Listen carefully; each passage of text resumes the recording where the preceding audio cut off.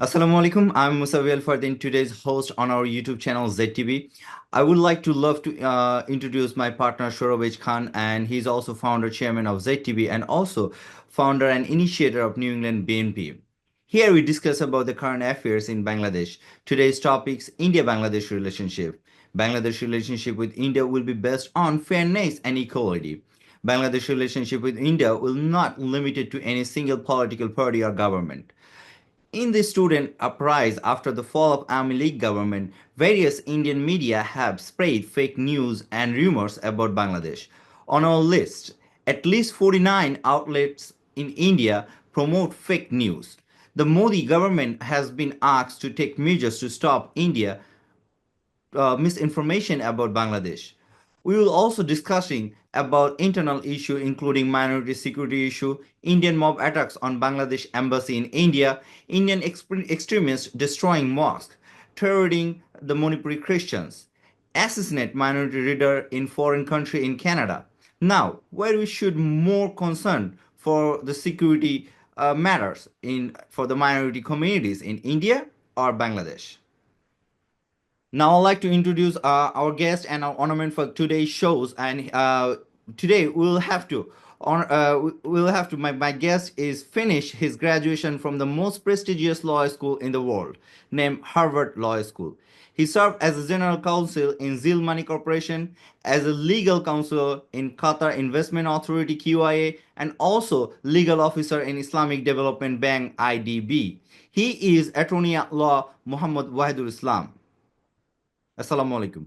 Walaikum assalam. Good evening to everybody attending, listening, or in future will be listening to ZTV show today. Good evening. Good evening, everybody. Attorney at law, Wahidul Islam, we want to know, according to the Microsoft survey recently, India spread more fake news than any other country in the world. Now, India target Bangladesh with the fake news and propaganda. What do you think? You're absolutely right. And Microsoft survey is also absolutely right. That's a credible initiative, credible organization. Microsoft. Microsoft is Microsoft. So whatever Microsoft has presented to the world community, no one can discredit it. And it's so unfortunate that a self-claimed big democracy of the world like India, they are engaged in such spreading fake news and misinformation to the global community. That's so unfortunate. And for such a democracy, it should not be done on the part of India. So this is very much an act of kind of something that the world community should condemn. Yes.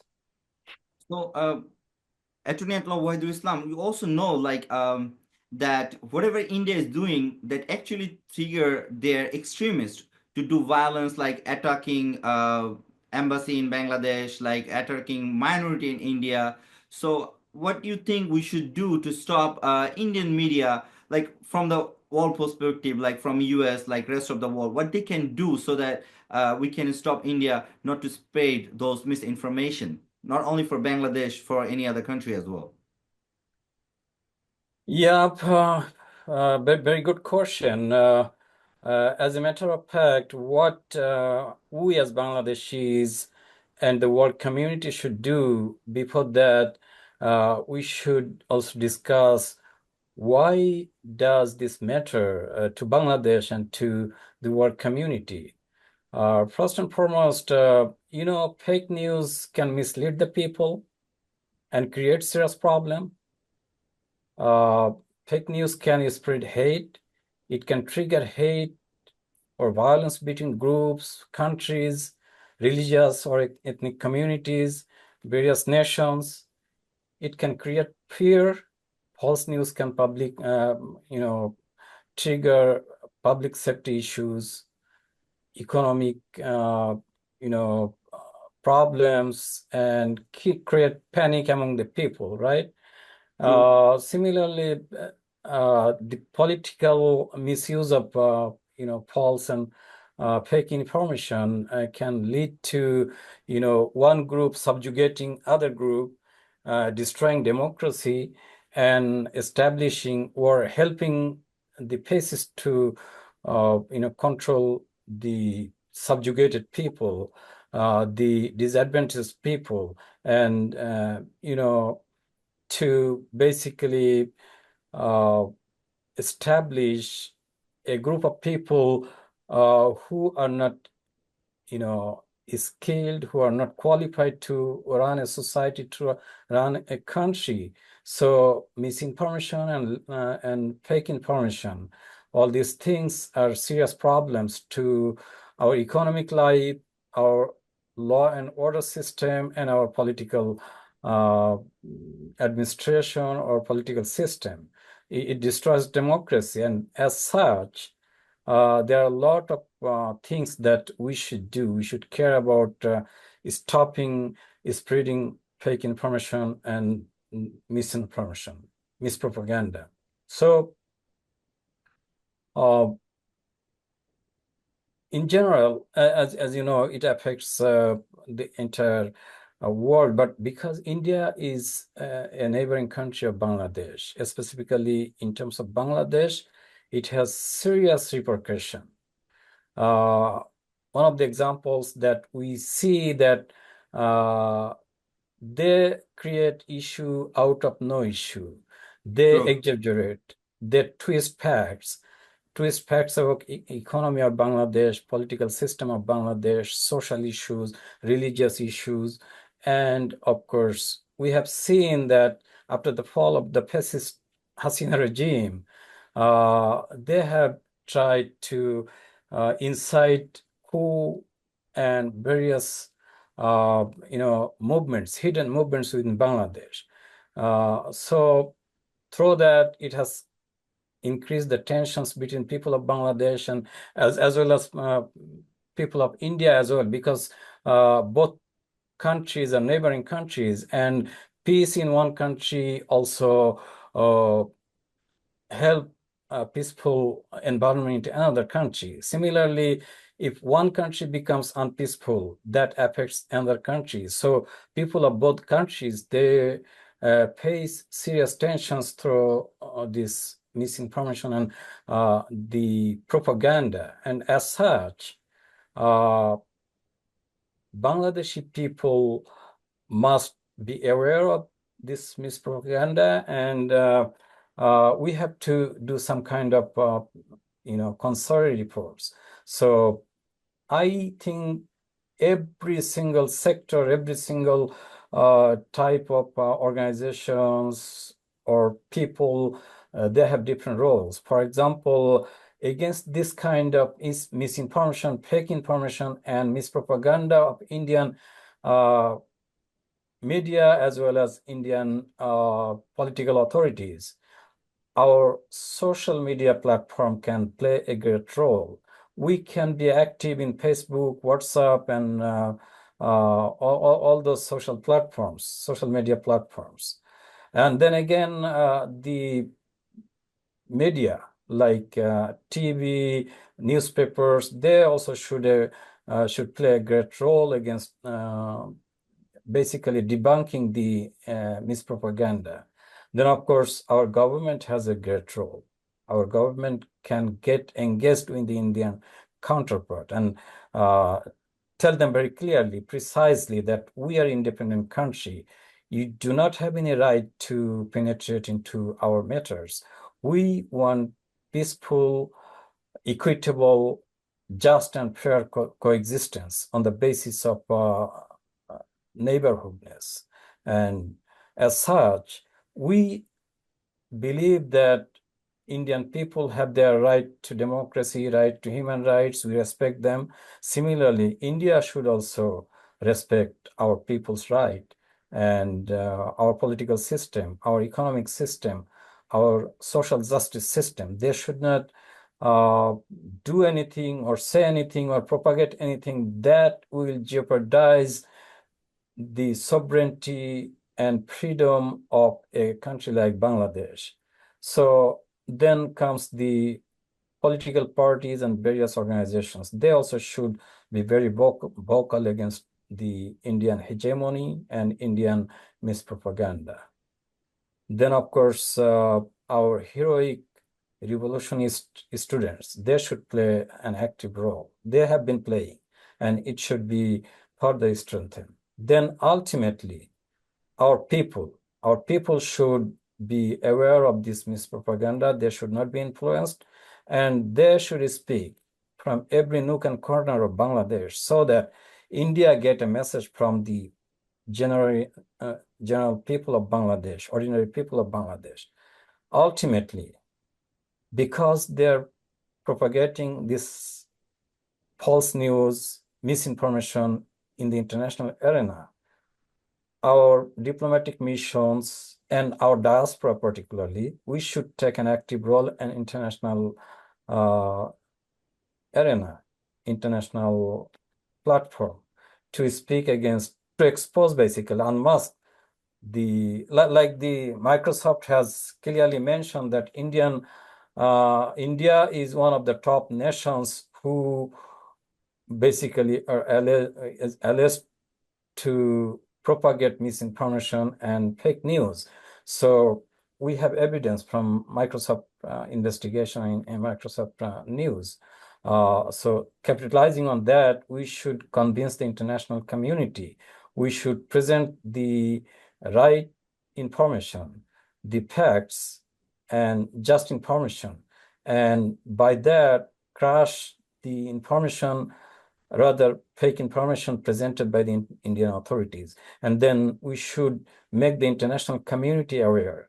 And we should also make them vocal against the malice and malafide intention of India in propagating the misinformation against Bangladesh.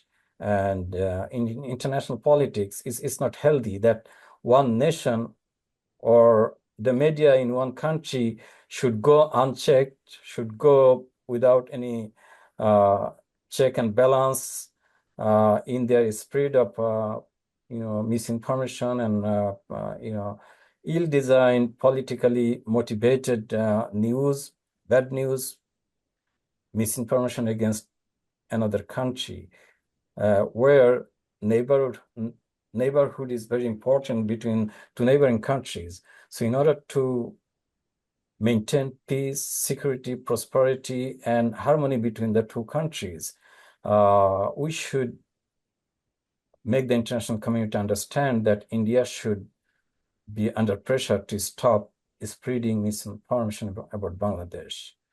And here we, the diaspora, should take a very active role.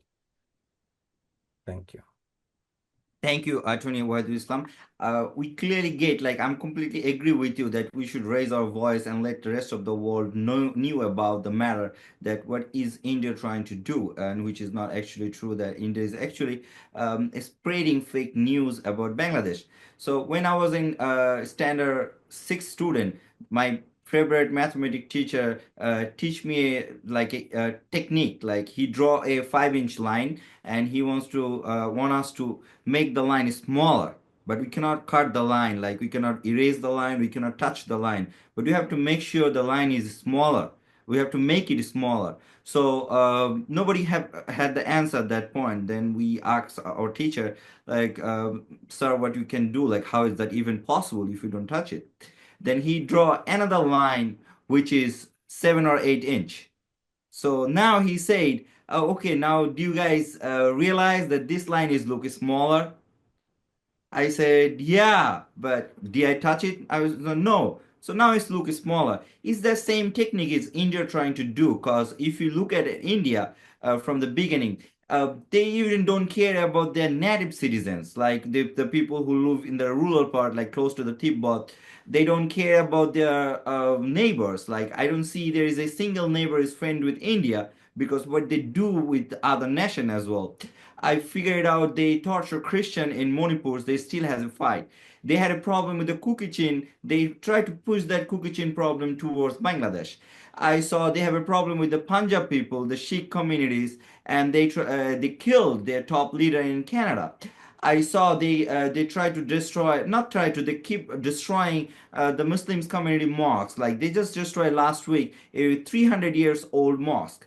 There is a popular mosque called Azmir Sharif. They say there is a mandir under the mosque. So, and then they try to bring a law. They said we have to find the mandir, and that's or temple. That's how they destroy the mosque, and that's how they're torturing the Muslims as well.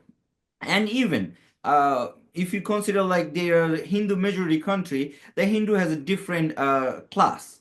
The top class is always try to torture and don't giving the equal right to their own Hindu community. They say it's like you are lower class, they are higher class. Higher class have that benefit. So do you really think because they already have a big line and now they try to convert that line or try to make it smaller and try to show okay in United States you have a black and white problem, okay Bangladesh you don't have any problem but I have to make sure you have a problem, and now you are torturing the minorities, now you're torturing like those garments worker.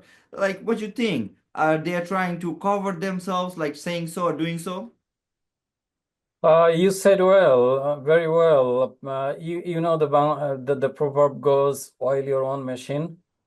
So India has forgotten this principle.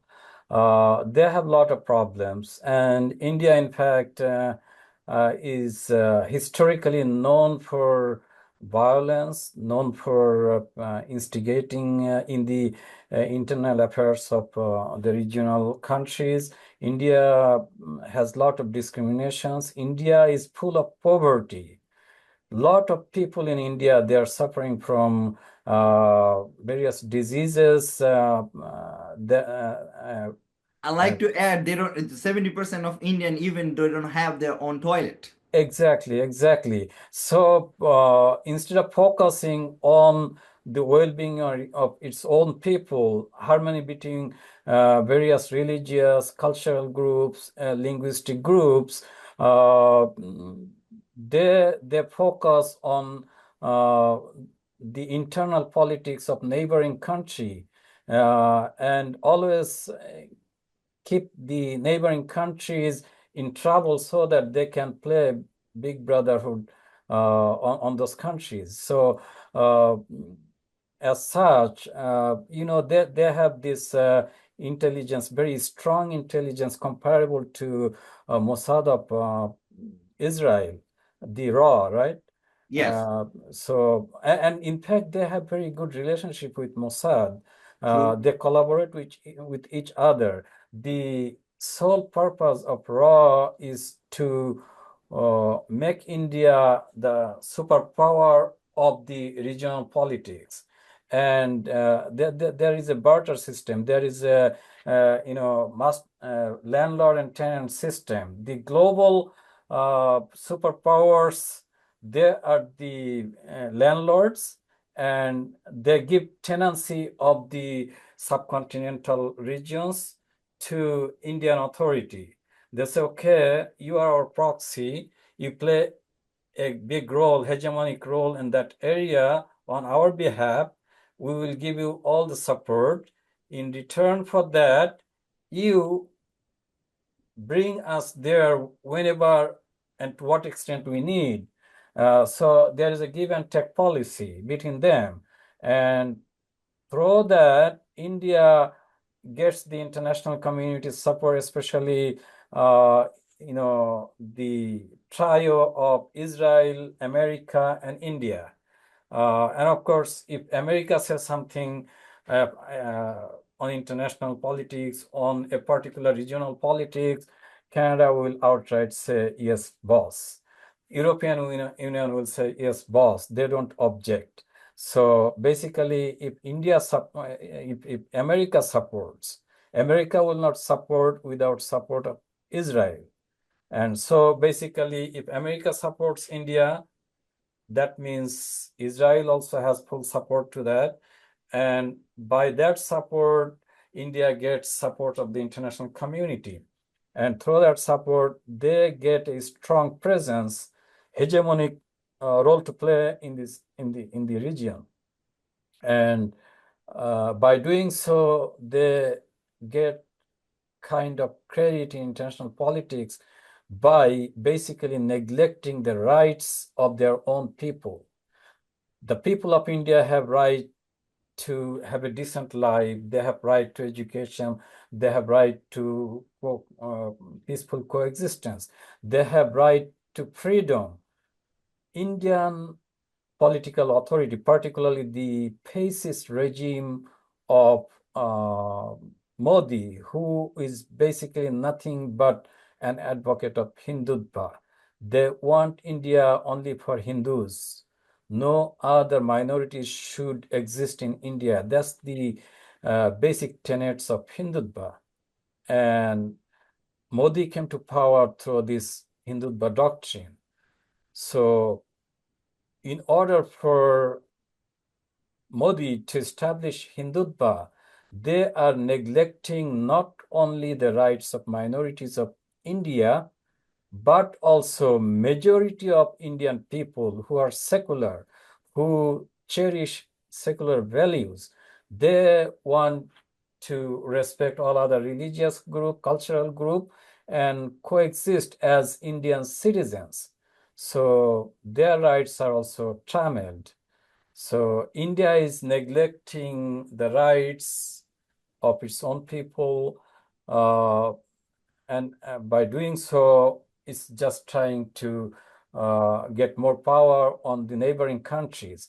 And you have rightly said that they want the regional countries to embroil in long-term difficulties, long-term problems, long-term challenges, so that they can create their own market into those countries. Like Bangladesh is their next neighboring country. If Bangladesh is full of different troubles, difficulties, and problems, Bangladesh will fight with those troubles, and in the meantime, India will utilize Bangladesh as their open market, while Bangladesh has no share, not to the minimum extent, in the Indian market. So that's unfortunate. And people of Bangladesh should understand that and should rise now, right now. Thank you. Thank you, Attorney Wazir Islam. You mentioned a bunch of questions for me. I really appreciate, and those thoughts are really like grateful for our show. But you mentioned like India wants to be the superpower. But my questions, like as far as I know about the Indian war history or conflict history with the neighbor country or any other country, they always lose. They cannot win without other people's support. When they got independence, they didn't fight by themselves. The Pakistan was with them. So Pakistan and India fight together to become independent. Then they got the independency. Then when they fight with when they fight with Pakistan in 1971, they had Bangladeshi army with them. Then they fight, and they even, if you see 2 days ago, Narendra Modi has shared on his Facebook ID that victory to his citizen, not mentioned to Bangladeshi citizens. So he tried to say like December 16 is Indian victory. So usually when people don't have their own kid, they try to spread their love to other kid, like they try to say, okay, you're my kid, you're my daughter, you're my son. So I feel the same way, like Indian Prime Minister figured out they don't even have a own victory day. Because the way they get independence is fight Pakistan and India together against the British. That's how they got the independence. The way, if they say they win the Pakistan, actually they fight with Bangladeshi army last 3 days. Because Bangladesh fight with the Pakistan whole 9 months. For some reason, when they have a conflict on their border with the Pakistan and India, then India decided to come towards Bangladesh or West Pakistan, and then it was their own benefit because they cannot fight with two Pakistan in two sides. So that's how they make it divided, Bangladesh and Pakistan. And they just Modi said 2 days ago, like congratulations to all Indians for your victory day. Even like if you see the India and China war, the China always won. Last time I saw like the Air Force of India attack Pakistan, and surprisingly they lose their aircraft and they have to leave there. Like when you go in the army, go, you left your like in military there, it makes sense, but they left their pilot in land of Pakistan. They have to do democrat meeting in order to get back their pilot in India. So how you think the country like that, who cannot even fight for themselves for the independence and who celebrate other country independence as their victory, how you think that country can become a superpower? That's unfortunate, and that's one of the examples of Indian mispropaganda, fake news, and misinformation. Imagine a prime minister of a country blatantly, falsely made such a tremendous misrepresentation. How come the whole world knows this is the victory of Bangladeshi people, of Bangladesh, against the Pakistani junta throughout the bloody war of 9 months in 1971. And India didn't come to help us all the 8 or 9 months, as you mentioned rightly. They just came towards the end when they knew that now it's daylight clear that Bangladesh will achieve its independence. Bangladeshi people have organized, they have trained themselves, the farmers, the students, all walk of people, they came. They had no arms. They don't have any, they didn't have any ammunitions. They came. They united. They got trained, and they created an inevitable movement against the Pakistan junta, that the Pakistani armies and their collaborators, they were defeated so crashingly that it was a matter of time for Bangladesh to get its victory. And during that very good time, India decided to send its own army, and it did. We appreciate, we are grateful to them that it expedited our victory, but it never completely earned the victory in the hands of the soldiers of India. Rather, our heroic people of all work, they did all their sacrifices. They basically fought against the armed forces of Pakistan, and it was almost close to the door of the victory. And during that time, India came. We don't discredit them for helping us, but it's so painful when they say it's their victory, and shamelessly they just omit the name of Bangladesh. They could be, courteous to say that the victory of Bangladesh is also our victory because we helped them, we partner with them, instead of saying that they take the full credit as if Bangladesh is part of India. So basically, they liberated a part of India from Pakistan, and that's why it was solely the victory of India. How shameless a prime minister of a country could be to ignore the country's name, the victory belongs to such country, is so shameless, and we strongly condemn. We give a strong message from all people of Bangladesh to the Indian authority, to the Hindutva motivated fascist Prime Minister of India, that in future you even don't dare to say something like that.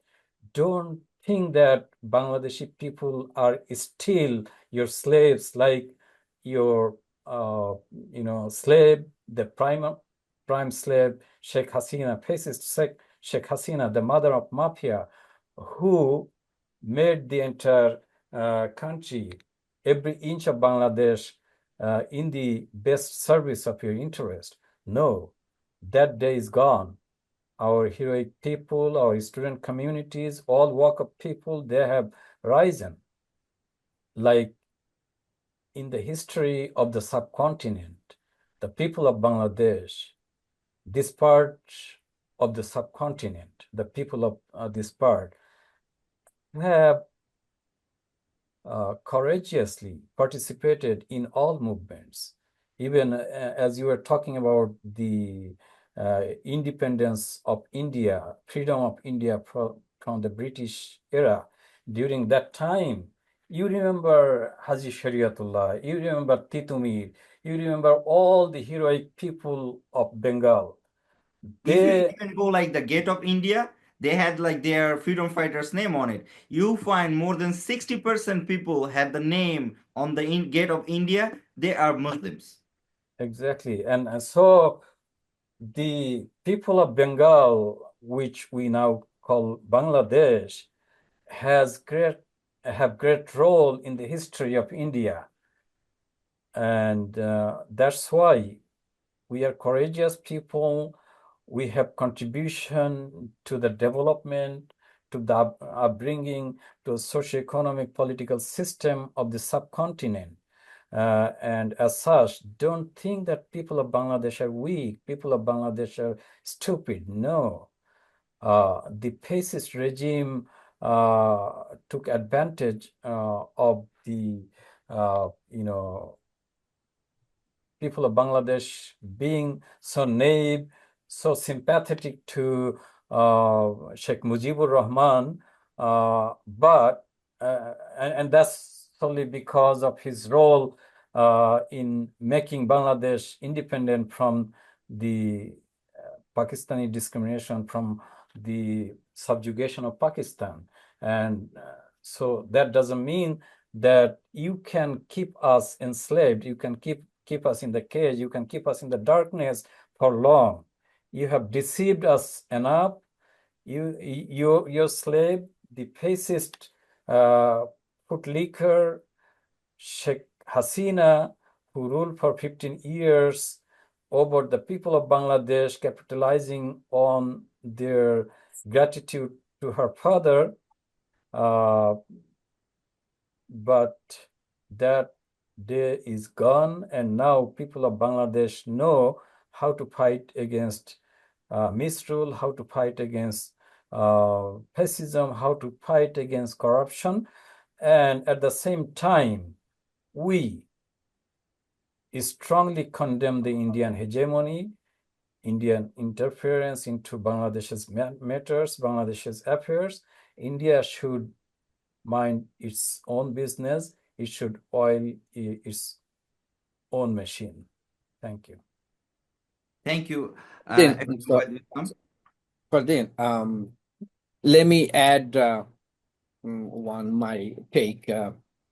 In the both of your conversation here, actually, first of all, thank you, Attorney Hudul Islam, for your time to our show today. All minorities are Bangladeshi citizen. The India talk about, the India must not interfere of our own business. It's full stop. It should be full stop. It's not their business. All minorities are our citizen, and Bangladesh government will go by their law and rule. Okay, so should be full stop.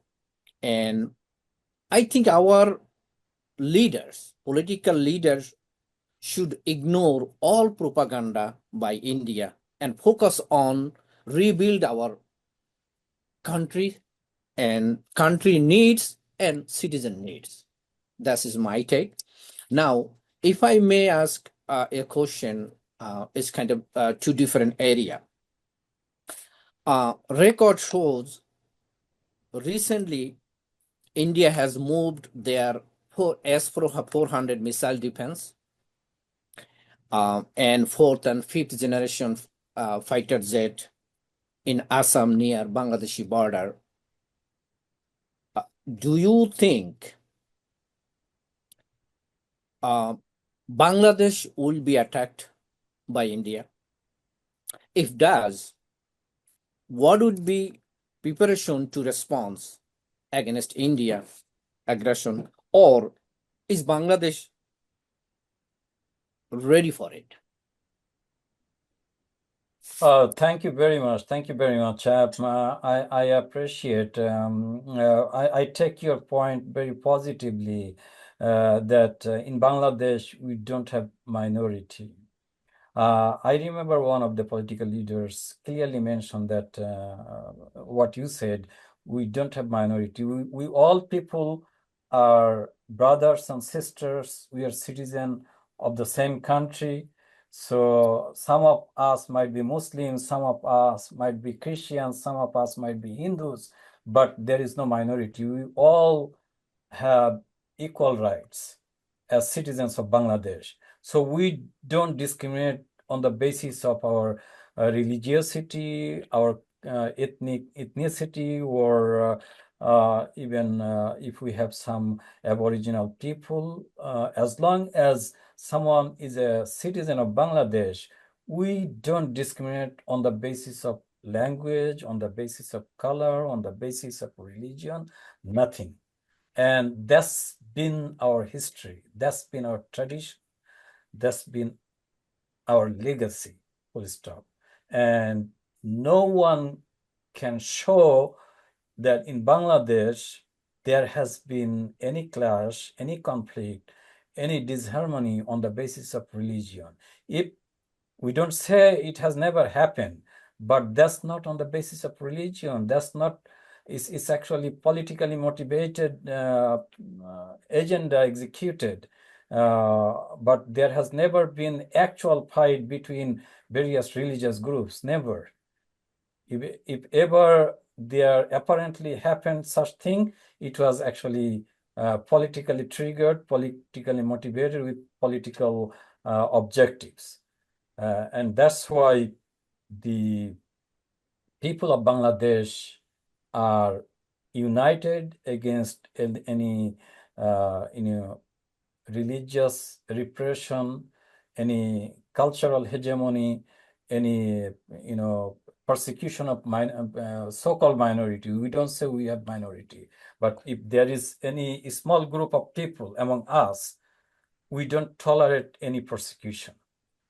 And on your question of whether India can attack and whether Bangladesh is ready to fight back, we have seen the courage and the power and strength of the mass people of Bangladesh.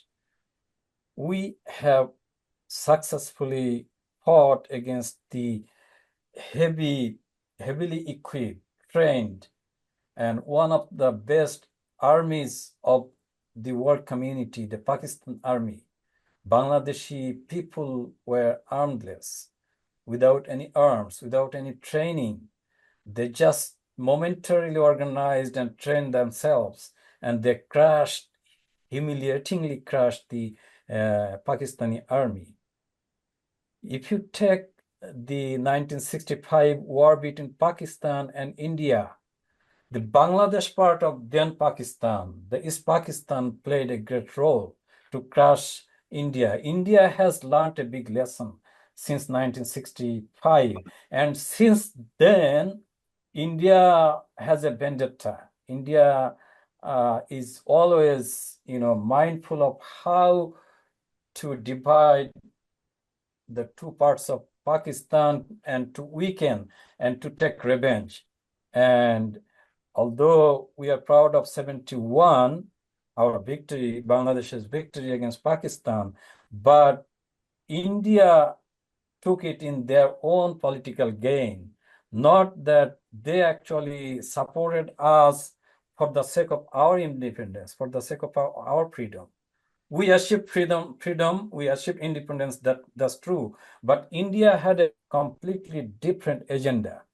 Not that they liked us, not that they fought for our right, not that they wanted us to prosper. No, they actually had the agenda of dividing Pakistan, making Pakistan weak, and if Pakistan gets independence, they wanted to basically bring East Pakistan, the liberated part of Pakistan, in the name of Bangladesh within their wing, so that it becomes another part of India. That was their agenda, not that they supported the cause of Bangladesh.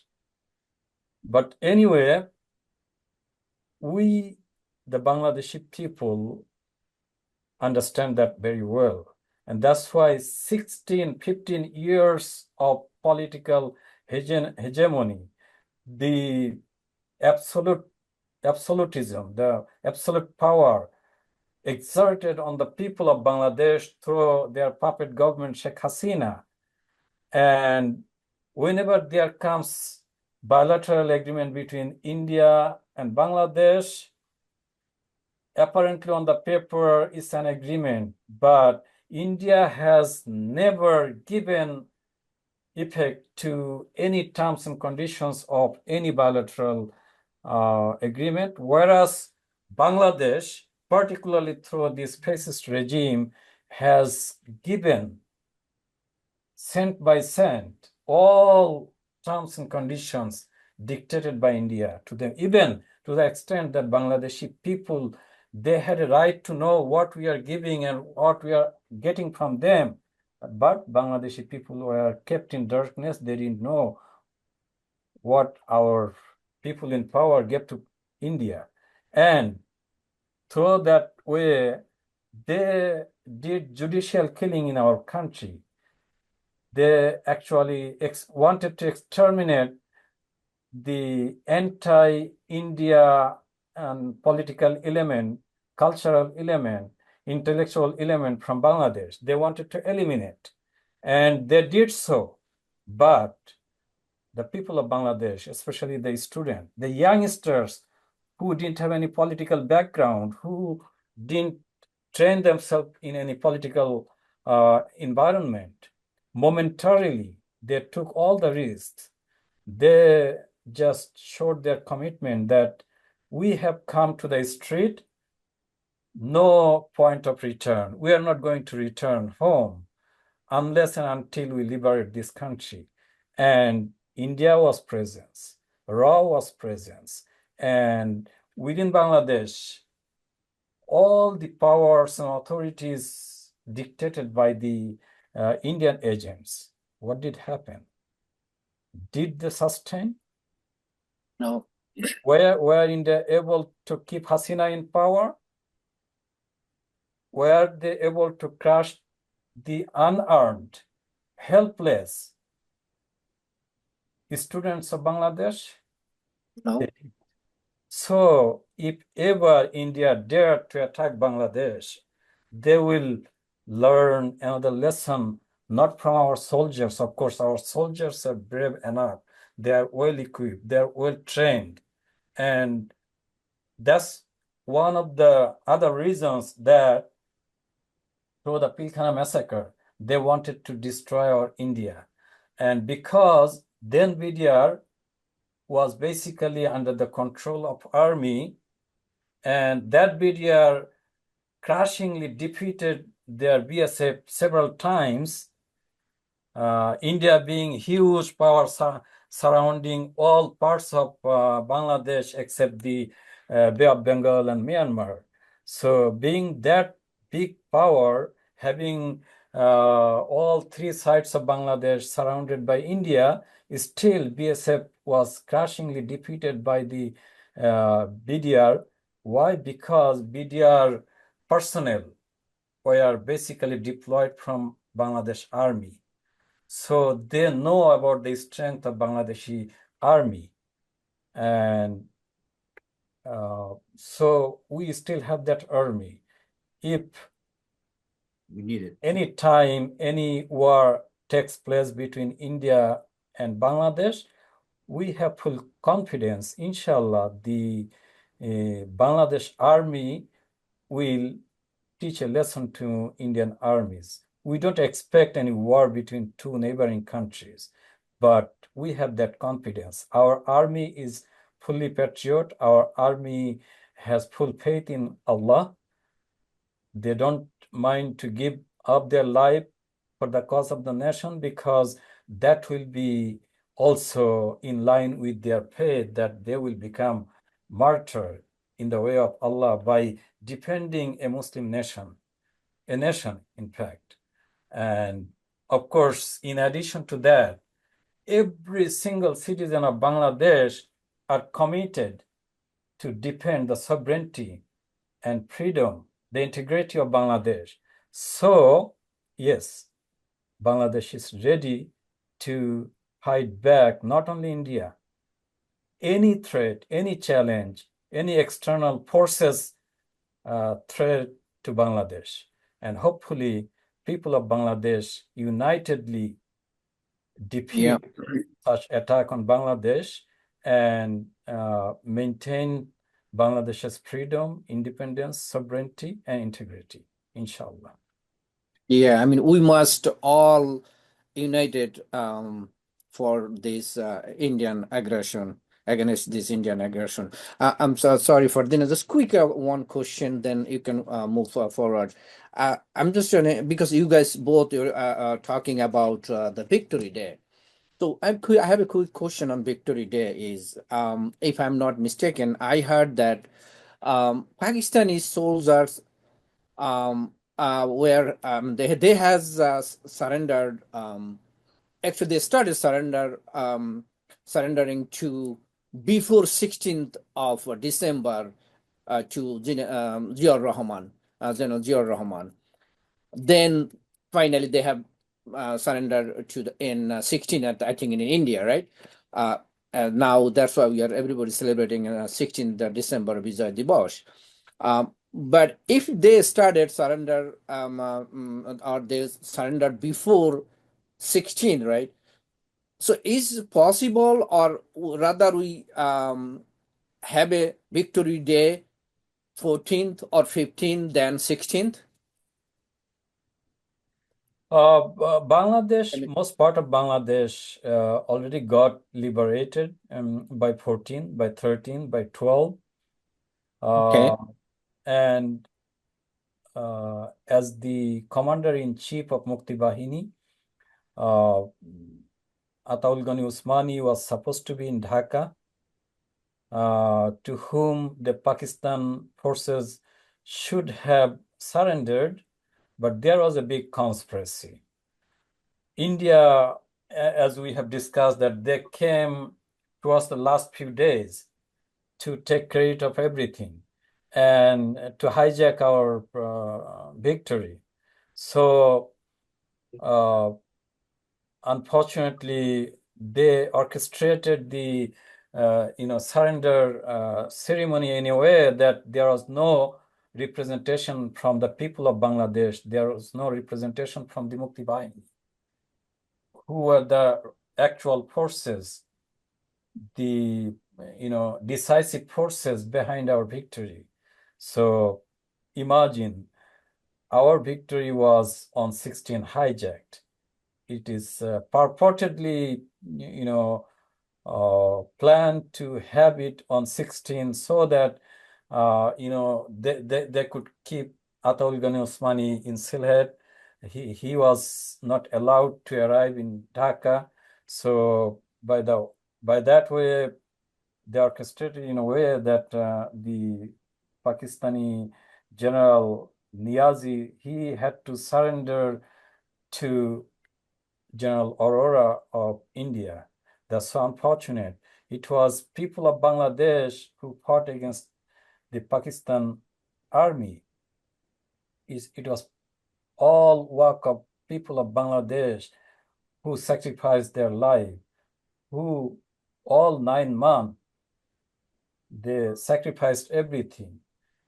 And towards the end, there was no representative from the mass people of Bangladesh, the actual freedom fighters, to whom the Pakistani authority could surrender their defeat, and the actual representative of the freedom fighters could take charge of the newly liberated Bangladesh, the victory of Bangladesh. That's unfortunate, and that is the malice, that's the ill intention of India's support to Bangladesh, that they materialized then and there through the surrender ceremony on the 16th of December. It's so unfortunate, it's so painful for people of Bangladesh, and we clearly condemn to India's hegemonic ill motivation behind that. We believe that as Commander-in-Chief of Mukti Bahini, Ataul Ghani Usmani must have been present in that surrender ceremony, and the Pakistani general should have surrendered to our Mukti Bahini Commander-in-Chief. However, Our general, another general, Zia Rahman, was with Ataul Ghani too, right? yeah, of course, he was a sector commander, and Major Zia was actually the person who made the declaration of independence, and even this known history was reversed by the fascist regime during their misrule of 15-16 years, and that was done solely to establish the Indian narrative. India wanted to hijack the independence and victory of Bangladesh, and in order to do so, they wanted to eliminate the role of the pro-Bangladeshi forces, especially a renowned figure like Sector Commander Shahid President Ziaur Rahman's role in the creation of Bangladesh. So how nakedly, how shamelessly, how notoriously they just denied General Ziaur Rahman's declaration of independence and his role in the war of Bangladesh. That's so unfortunate. Shame, We need to rewrite the history of Bangladesh. Our history is full of fascist narratives, Indian narratives. We must change it, and we must have the actual history of the independence of Bangladesh come to the new generation, so that they learn actually what happened, who did what role, and who actually misrepresented, who actually cheated the people of Bangladesh, who actually didn't want the independence of Bangladesh. So all this truth should come now to limelight, so that people of Bangladesh, especially the misguided new generation, should know the actual history of Bangladesh, so that the actual heroes, the real heroes, they are appreciated and great tribute paid to them, so that the people of Bangladesh can appreciate what we have achieved through the real heroes of Bangladesh, and we can nurture it, we can develop it, we can further nourish it, and bring Bangladesh towards much expected prosperity and development and institutionalization of democracy. So now, quick, I'm sorry to say, I want to add. Sort of, I like to address one of your question which you asked, like if India attack Bangladesh, who gonna win? I like to answer that question if you don't mind. Yeah, just So, go 1 second. Let me hold on 1 second. I'm sorry. Let me quick a question. Just that question I asked Attorney to Wahidul Islam, which is, if also to you both, you can answer. If we celebrate the Victory Day day before than 16 or 2 days before the 16 or that day started their surrendering. Pakistan army started surrendering, or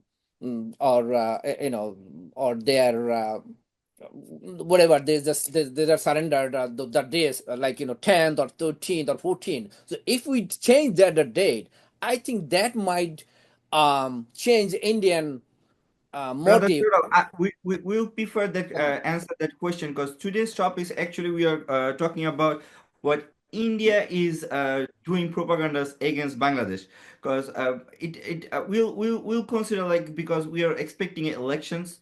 We want that election fast so that Bangladeshi government, Bangladeshi citizens didn't get any chance to for vote for like more than a decade. So the Bangladeshi citizens want to vote first, then the win government or like the party who win who gonna form government, they should have those decisions. But I would love to answer your first questions that if India attack Bangladesh, what going to be happen?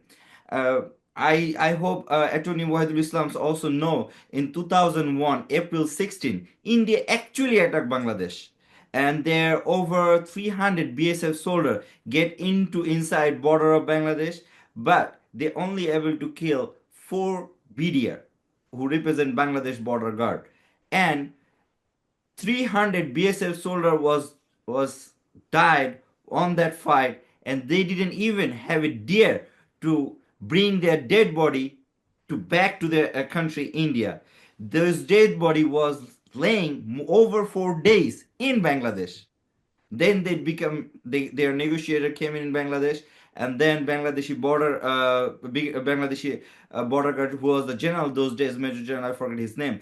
They have the negotiation, and after 4 days, April 20, they return their they're like whatever their soldiers came into the Bangladesh, they died, and those dead body was taken care and after 4 days April 20. So they fight with Bangladesh numerous times, they couldn't able to do. Right. And during the Aumini regime, Indian hacker was attacked Bangladesh in around 2011 or 2012. They attacked Bangladesh, like Indian young hackers attacked Bangladesh. They only able to hack 600 website in Bangladesh. One counter, Bangladeshi hacker hacked Indian 36,000 website, including Indian BSF website, including Indian passport office server, and there are a lot of media channel as well. Their BSF website has a big poster banner says like we want justice for killing Feloni, who is like a sister was murdered, who was a Bangladeshi like a lady was murdered, was hanged to the Yeah. chains. Loni. So there Yeah. so when they had a technical war or cyber war between Bangladesh and India, they lose.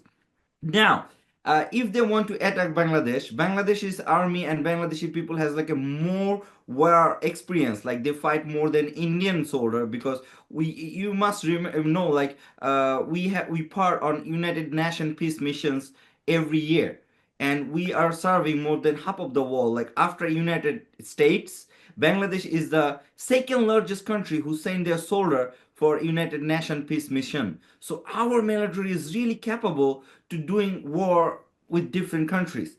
And now Bangladesh is a densely populated country.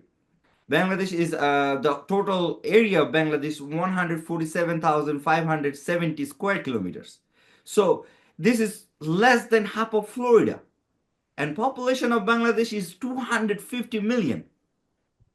And in United States, we have a 300 million population. So think in this way, you push all of United States residents, not only citizens, all of United States residents, push half of Florida. So how densely populated country Bangladesh are? If you have a that densely populated area, you cannot throw missiles. That will be war crime. Right. I think you said that 180 million, not 250, probably 180 million. 180 million when you have a counting Or on 2012. around a year like that. Yeah. Yeah, when you count in 2012, but now it's 2024. Yeah, I think it's still 172, Yeah, 180, right? whatever it's a big number. Big It's a number. big number. So you cannot throw like an S-400 missile. There's such a densely populated area. That will be a war crime. And even like you do that, what was the basis? Like you kill like some area and it'll be war crime. You'll be like you also see like how Vladimir Putin has an arrest warrant in different part of the world. The Israeli Prime Minister has an arrest warrant in different part of the world. The same thing gonna be happen with Modi as well. I glad like Attorney Wahidul Islam also mentioned like about the raw, like how raw, like how much they're intelligent are. They couldn't able to save their own prime minister. She is being assassinated after like she did some action on Punjab. So they didn't even have to able to protect their own prime minister. And like if you think about like when United States deal with any countries, what they go meet with their like Allies. yeah, they're not allies, like they're delegates, like they're delegates who actually handle like the foreign affairs. Like our prime minister go and talk to like different countries, try to solve the issue because they have their brain. But in India, you'll see mostly like a raw handle the matter. When there is something happen, you will see like their security advisor flew Bangladesh, talk to our army chief, talk to our fascist Sheikh Hasina, then they try to solve it because their politicians are not think as a like a democratic or like what can I say? Like how to solve it, like by talk. They try to like use their intelligence. So if you use like if you have a conflict in your country and if you send your army, what army gonna go do? Like they shoot down on the head. But if you send the police, they're gonna shoot down on the leg because they have a different training. Army has a training to one bullet, one body, and police will like shoot you so that they can push you back. So now, if you listen to your intelligence, then you'll have no friend, not only your neighbor country, but also international world. Like if you see now, Russia already has no friendship with them. They are not giving well as much they used to give during the time Right. of Ukraine war. Yeah, let's move on the next question now. You have any other question to them?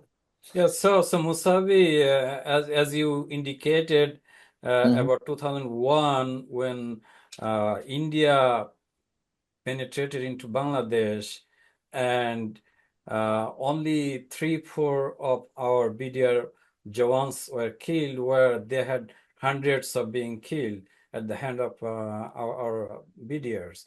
So since then, they actually wanted to completely, remove BDR because they knew that BDR is basically managed, trained, and completely given all the logistic support by army. So they wanted to remove BDR completely, and that's why they brought Hasina into power. You remember the 111 conspiracy. They basically executed Indian plan to bring Hasina into power with a master plan on behalf of India to execute in Bangladesh. And the very initial part of that Indian plan was the Pilkhana massacre, Pilkhana carnage, which took place immediately after, maybe 1 or 2 months, or a couple of months after Hasina came to power, right? Came to the power. Attorney White, I find the exact similarity when British was nominated Mir Jafar when they had a policy of war. Like Mir Jafar has over 50,000 sold military power, and Mir Modan has only 3,000 military power. But they figured out their 3,000 military with the Mir Modan is being difficult with them. What they give the masses, okay, there is a time for prayer. Now we will take a break, we'll take a break, and that's how they and then give the message to Mir Jafar that Nawab Sirajudullah, like we are losing, and make him to quit the war zone. That's how British take the control. The same thing I figure India then figured we need a Mir Jafar for Bangladesh in 20th century, and they find that Mir Jafar is nobody else. She is the like the fascist, the mafia, mother of mafia, Sheikh Hasina, and now she knows she is a hunker of power. So the Indian government promised her like she gonna stay Bangladesh as long as she wants to stay, but she has to make sure that no what I can say, like no Shamorik Ain or like no army backed government will come here before. So now you have to break the backbone of army. How you can do that? Let's do BDA BDA revolution. Yeah, and since then, BDR was changed to BGB, right? So that it can be another puppet entity of Bangladesh, True. just established by India. And then, of course, gradually they penetrated into our army.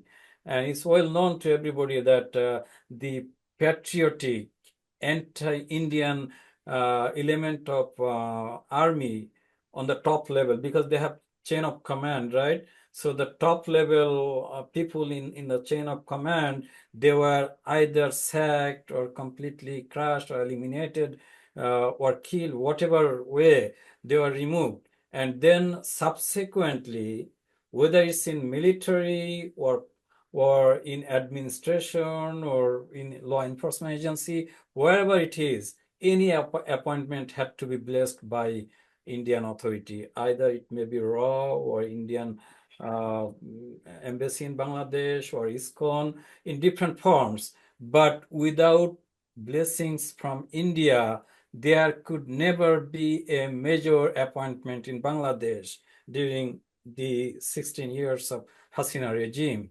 And that's how Bangladesh was completely annexed to India, to the extent that India had no trouble to implement their plan to execute the top leaders of Bangladesh through various means, either by judicial killing or enforced disappearance or different other means, and completely silence the pro-Bangladeshi political element of in Bangladesh, so that nobody can even say anything against Indian hegemony in Bangladesh. So they were successful in implementing Indian agenda through Hasina. And praise to God, and thanks to the people of Bangladesh, especially the young generation of students who understood this very well, and they actually reversed the history of Bangladesh. And we got a second independence of Bangladesh. Here again, let's repeat the same question. I will consider it will be a third independence of Bangladesh, because Could be, yeah. Bangladesh got the second independence on 1975, 7th November. We can call like the Sipahi Janata Biplab. Yeah, could be. So that could be like the second one, because there was a fascist regime those days. They used helicopter to steal the vote. They want to make sure there will be one party country and there will be no oppositions. So we lose our independence before 1975. Yeah, So no, that's this is the possible. third. Even some people say we also had the initial independence in 1947 when we got separated from India. And of course, 71 was another, when we got separated from Pakistan. And it was because Pakistani regime did a lot of discrimination and deprivation to the people of Bangladesh. So that was necessary again. So that was another, that could be the second independence. Whatever you said, 75, that could be third. This could be fourth. But whatever it is, we got a regained independence in 24. 24. So my next question is for both of you. So I would like to have answer from Shorabej Khan first.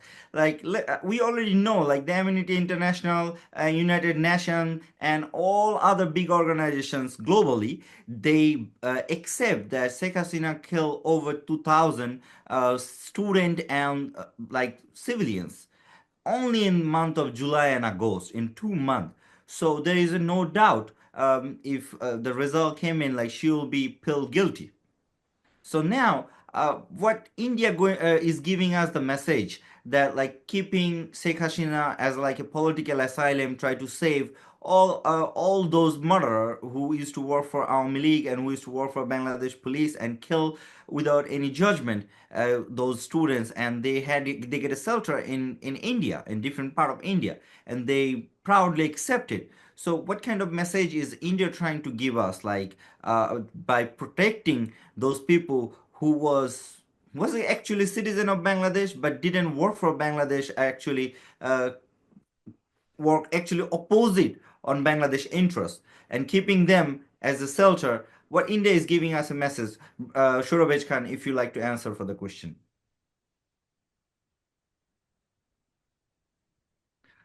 You need to do unmute. Shurabej Khan, you need to do unmute.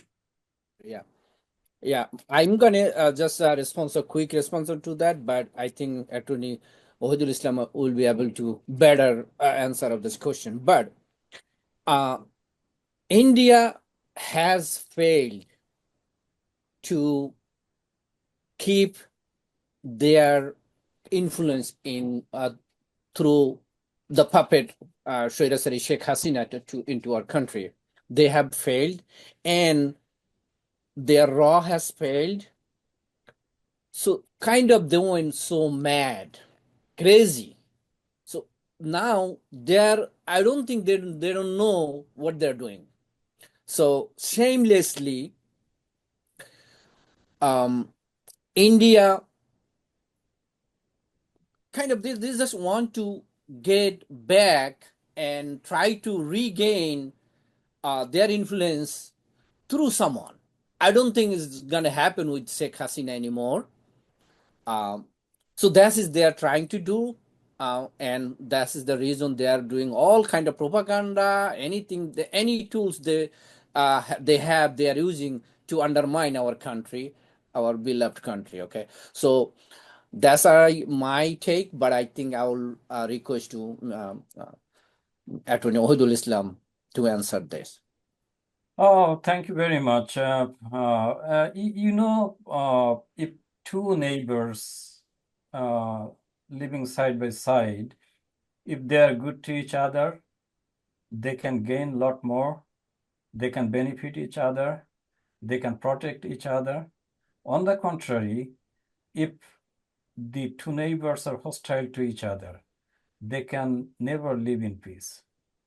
They can never gain something positive. They can never benefit from each other, right? It's always an environment of tension, an environment of apprehension. So is between two neighboring countries. If two neighboring countries are cooperative, respectful, and helpful to each other, protecting each other, that could be a blessing for both the nations, both the countries, and people of both the countries. They can do business together. They can cooperate in many ways. They can prosper. And of course, undeniably, they can help in many areas for the benefit of the people of the two nations, right? Similarly, Bangladesh and India being two neighboring countries, we, the people of Bangladesh, sincerely want that there should be very good, strong neighborly relationship on the basis of respect, dignity, and justice and fairness between the two nations. There should not be any internal any interference into the internal affairs. It's like family life. Me, my wife, you and your wife. You could be as a family our neighbor. But you will not appreciate that I meddle between you and your wife. I will not appreciate that you meddle between me and my wife. On the other hand, we appreciate your help, your cooperation. We sometimes get together, we eat dinner, we eat lunch together. So all these are appreciated, all these are healthy. But at the same time, in family life, in internal affairs, we don't appreciate interference. So if India avoid interference, if India avoid the attitude and tendency of playing big brotherly role on us, we could do a lot more for the benefit of the people of India and Bangladesh. That's what we want. We want safety, security of not only Bangladesh, but also India. If anything happens to India that tarnishes the image and destroys the peace, prosperity, and security of India, will affect Bangladesh. Similarly, any bad thing happens to Bangladesh will affect Indian interest. So it's in the best interest of both countries to cooperate each other on national level, not cooperate with any particular political party that serves Indian interest. No. If India is honest, India is sincere in mutual benefit, in mutual cooperation, in mutual prosperity, they should cooperate with Bangladesh, not any particular political party or any agency of Bangladesh. And that should be the bilateral relationship. That should be the principle of bilateral relationship between the two neighboring countries. And as such, if there are culprits, there are criminals, there are serious human rights violators in Bangladesh, and Bangladesh wishes to bring them to justice, India should not open their door to welcome them, should not give them shelter, should not allow them abscond justice in Bangladesh. If they do so, they are hampering the peace, prosperity, and security of Bangladesh. Then what they can expect from the people of Bangladesh? The hostility.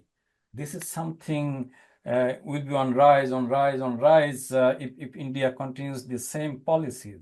So we respectfully request to India that if any Bangladeshi citizen committed crime in Bangladesh and Bangladesh wants to bring such alleged criminals to justice, India should cooperate. They are not ultimately the citizen of India. They are the citizen of Bangladesh. So they should cooperate Bangladesh judiciary to do justice to the Bangladeshi people. Right. Those who have committed serious crimes and taken shelter in India, India should give them back to Bangladesh so that Bangladesh can adjudicate, and whatever the judiciary imposes punishment or exonerates them, that should be implemented. India should implement. And through this bilateral cooperation, we can only expect good relationship, a stronger relationship between the two nations, which will benefit the people of two countries, which will contribute to the regional peace, prosperity, and security, and ultimately to the sustainable economic development of these two countries. If India understands that well, they should cooperate with Bangladesh. And if India cooperates with Bangladesh, we are a grateful nation, as we have been grateful to them just for their cooperation and partnership in our independence movement in 71. We will always remain grateful to them if they play a good neighborly role, if they cooperate with us on justice and fairness, if they help us implement rule of law, then we will also cooperate with them in whatever capacity we can, and in whatever capacity it will be useful to them. So India should understand that Bangladeshi people will never go back to fascist regime again so as to serve Indian interest, forgetting the people of Bangladesh, forgetting their rights. So those days are gone. Now there has to be equality, there has to be justice, there has to be fairness in international politics, in mutual relationship, in bilateral engagements. India should appreciate that. Thank you. Thank you, Attorney Waidul Islam. So you really discuss and pinpoint the matter which is really needed at this time. But my question for you, in United States, Bangladesh, British, everybody has like an we call Rajshaki or immunity for the witness. So if they being the witness for a big crime, we give them some advantage. So we know we cannot like prosecuted India whatever they did last 16 years with Bangladesh. It's impossible because they're a different country. But we definitely can prosecute it who was being Bangladesh's citizen, like Awami Leagues and their like their whole regime, like the who was the beneficiary those days.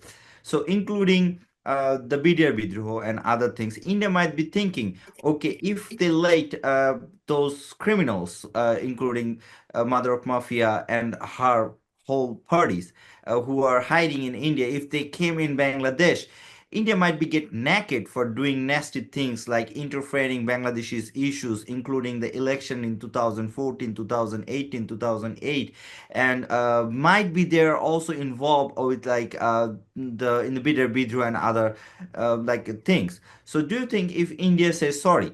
Like you remember, if Pakistan, their multiple leaders say sorry, like we did that with you in 1971. We really feel sorry. You are my brother, and hopefully we do better things with you guys. No longer will be enemies. So they ask for pardon. Like I'm talking about Pakistan. Do you really think if India do the almost same things and return all those criminals, including Sheikh Hasina and all other Awami League's leader, to Bangladesh so that we can prosecute them, we think India and Bangladesh will be friends again? Oh, definitely. And there is never any mistake in saying sorry. Even if you didn't commit any mistake and you say sorry, it rather enhances your dignity. Because you are humble. People appreciate that. So if India has done, and certainly it has done great mistakes in its own politics towards Bangladesh, and as such, the people of Bangladesh has been deprived of many things, including democracy, including right to vote. India claims to be one of the big democracies. If so, they should respect the democratic right, the fundamental rights of people of Bangladesh, right to vote. Their, fundamental human rights have been grossly violated, and India played a great role in committing that human rights violation, particularly supporting the Awami League regime in power, to be in power by depriving the people of Bangladesh to exercise their voting right. So we expect that they should say sorry. Even if they don't say clearly, they should act in a way so that we understand that they have corrected their past mistakes and now is cooperative with Bangladesh so that we can regain our democracy, we can restore our human rights, we can restore our rule of law, and we can see that India is wholeheartedly supporting us in the institutionalization of our democracy, human rights, and all that contribute to the freedom, liberty, and sovereignty of a nation. We'll still appreciate that, even if they don't say sorry. So it's not question of saying sorry, It's question of how Sorry. you are Yeah. behaving in a new environment. New environment, like feeling sorry, like, okay, we made Exactly. a mistake. Yeah, they don't have to say sorry on public. They can just say, because I can understand, like, whatever they did their own country interest, but their own country interest actually hurt their neighbor country, such as Bangladesh, Sri Lanka, Nepal. So by realizing those facts, um, they can give us a message that, like, okay, what happened, that happened, but it's not going to be happen again. Here is your criminals. Take it back and prosecute themselves. I think that could be a good step to start a new friendship. I don't think without doing so, there will be no, the Bangladeshi citizens like me and you will never pardon India, whatever they did with us last 50 years. Shorovich Khan, what do you have any opinion about this matter? Well, I was going to ask Attorney Wahidul Islam another question. So, because I think we have short time today now, is almost of 9:48. Rather than I'm going to ask last question to him, and now we can go over that the next our next show. Okay, my question to Attorney Attorney Wahidul Islam, Bangladesh is vulnerable. Our country is under bad conspiracy. Bangladeshi in that situation, Bangladeshi people must be united to fight against any aggression.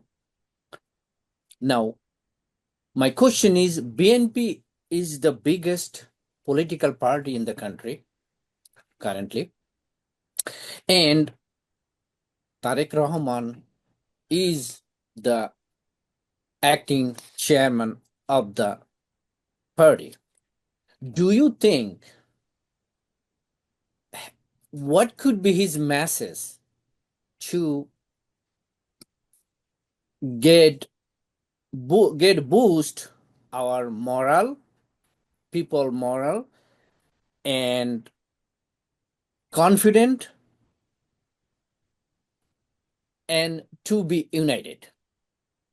Thank you very much. As you said, BNP is the largest political party in Bangladesh, and I would add not only largest but also most popular so Yes. far. Yeah. Even during the fascist regime, BNP was still most popular, and the former Prime Minister, 3 times elected Prime Minister Begum Khaleda Zia was the most popular political leader of Bangladesh, who still is the symbol of unity among the rightist political parties, the pro-Bangladesh political element of Bangladesh. So BNP being in that position, it has some responsibility. When you have the honor, you have the responsibility as the largest and most popular party of Bangladesh. And also remember, this is the party who is bearing the legacy of Shahid President Ziaur Rahman, who was the most honest politician and statesman of Bangladesh. Every single citizen respectfully remember him, his memory, and may Allah grant him highest place in Jannah. We pray for him. He did a lot for the development of Bangladesh, for the democracy of Bangladesh, for the unity of the people of Bangladesh. So we are not expecting anything new from BNP. We just want BNP to go back to Shahid President Ziaur Rahman, the way he united the nation, the way he made Bangladesh prosper, like, you know, the canal digging, all those economic activities. He by himself contributed to all the economic activities of Bangladesh.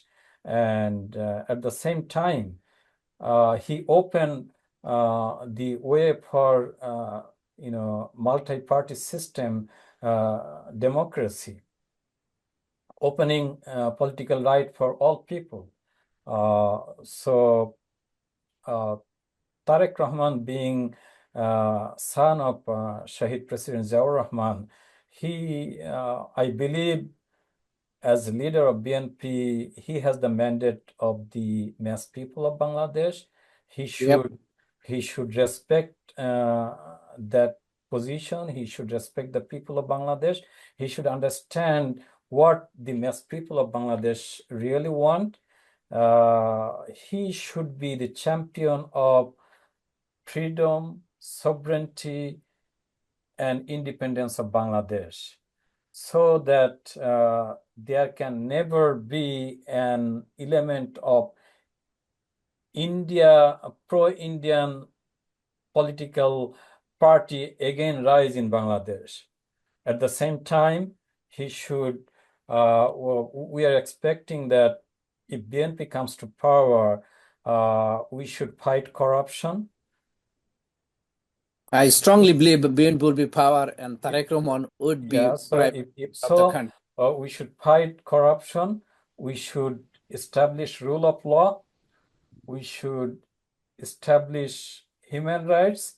We should institutionalize democracy. We should restore all the institutions that the fascist regime completely crushed. So it's a big job. It's a Great. big liability on the next government. But I hope with the highest popularity, with the support of all worker people, if Tarek Zia can unite all people and all political parties, at least on some national agenda, some issues of national concern that nobody has any issue to debate. Everybody agrees on certain principles, certain core agenda for Bangladesh. So if Tarek Zia can declare some issues, those are undisputed, those are acceptable to all parties, all people of Bangladesh, and then he can unite all political parties, all institutions, all organizations, all people of Bangladesh, and then he lead the nation towards implementing those agenda, the core agenda for Bangladesh. Hopefully, Bangladesh will rise again, and Inshallah. no external or internal fascist power can hamper our forward move, inshallah. Inshallah. Yeah. Very well said. Yeah. So thank you so much. Thank you, Shorobej Khan, for your concern, and thank you, Attorney Wahidul Islams, for Thank pointing you. everything what Sheikh Hasina regime and India did before fall, and what India did after fall, and what India can do to make our relationships from towards to friendly relationships. And dear viewers, that was all for today's shows. We're gonna come back talking about different issues, what going on in Bangladesh. That's what we do. And thanks for watching us today. And assalamu alaikum. We see you guys again.